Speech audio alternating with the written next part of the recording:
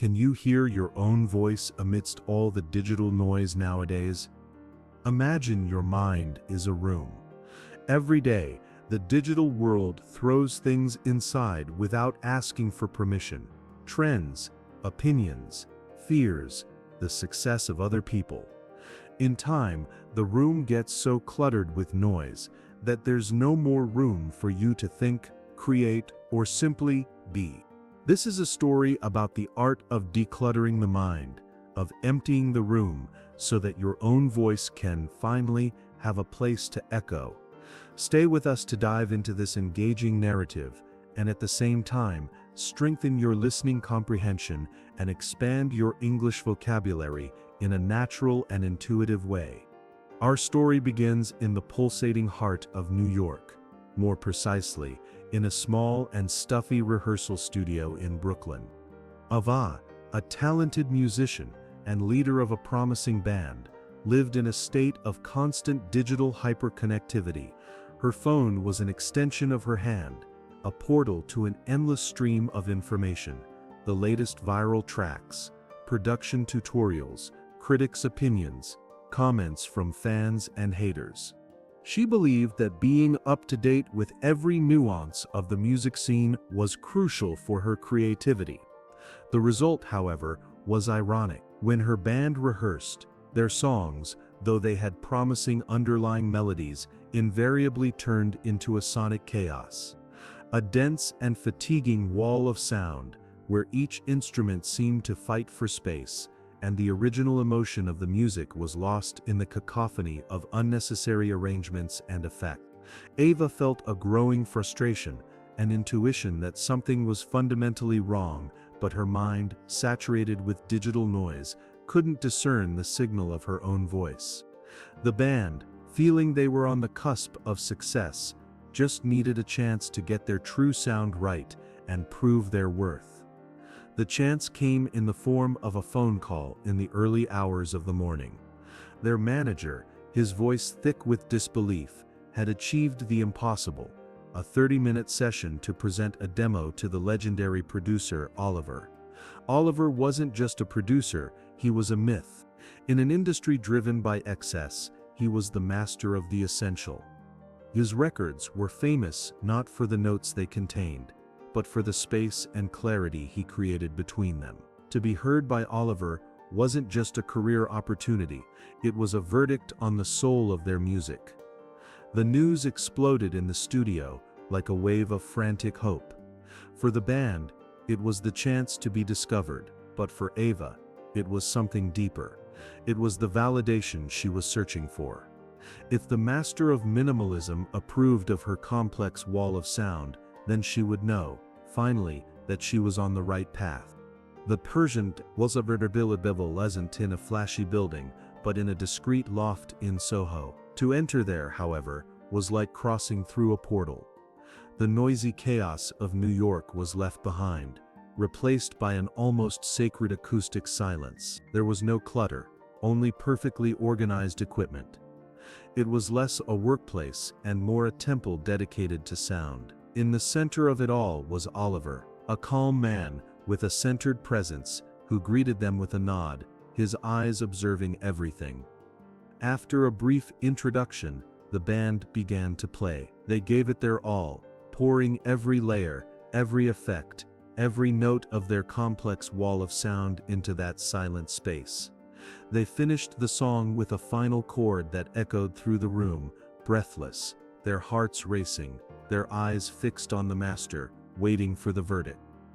And Oliver was silent, a long, heavy, and indecipherable silence. He didn't smile, he didn't frown, he just stared at them, letting the absence of sound fill every corner of the room and the heart of each band member with a growing doubt. For Ava, that silence was louder and more frightening than any criticism.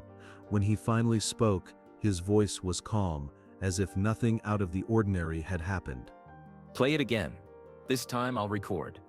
The band played again, this time, with the nervous precision of someone under a microscope. Oliver recorded everything without a word, then he turned to the huge audio monitors and pressed play. The sound that filled the room was a perfect reflection of them, an undeniable energy, a visible talent, but a confusion of ideas, a noisy fight for attention where no one won.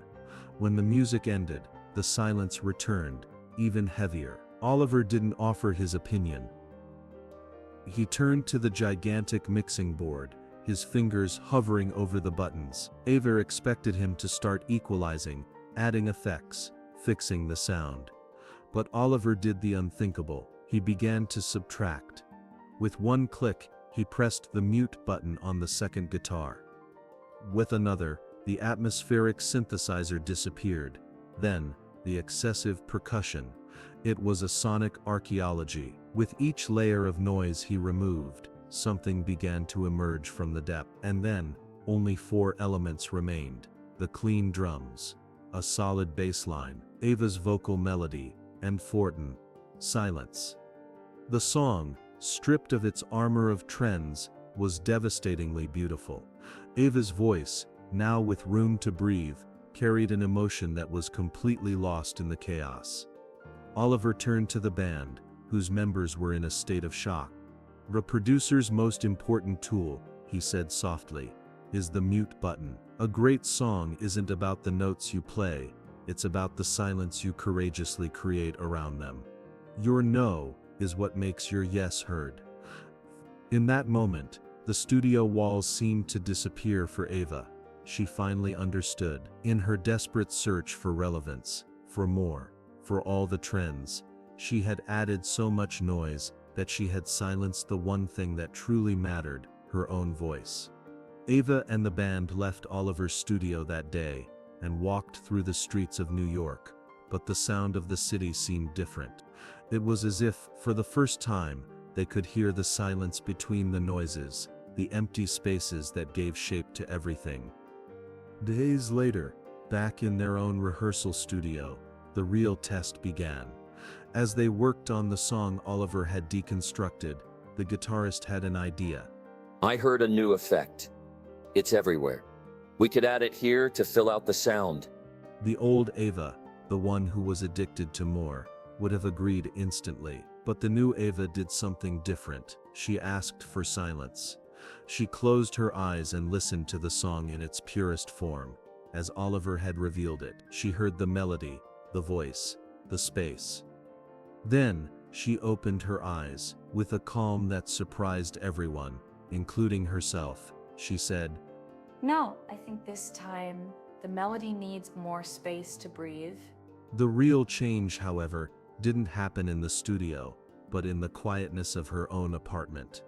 That night, for the first time in a long time, Ava's phone remained untouched, its screen dark. She wasn't hunting for trends or absorbing the world's noise. She was sitting at the piano, with a blank notebook beside her. And from the silence, not from the saturation of information, a new melody began to be born. Simple, clear, and unmistakably hers. Ava's journey is a parable for our age. In a world that constantly screams for our attention, the most radical act of creativity and self-knowledge is the courage to cultivate silence. Ava had to learn to silence the world to finally hear herself. It is in the empty space we create that our true melody has a chance to be heard. If this lesson on finding clarity amidst the chaos resonated with you, please leave a comment below, telling us what is the noise you will press the mute button on today to give more space to your own melody. Like and share this video so that more people can find their signal. And don't forget to subscribe for more stories that help you learn English. Until next time, silence the noise, find your signal, and compose your own song.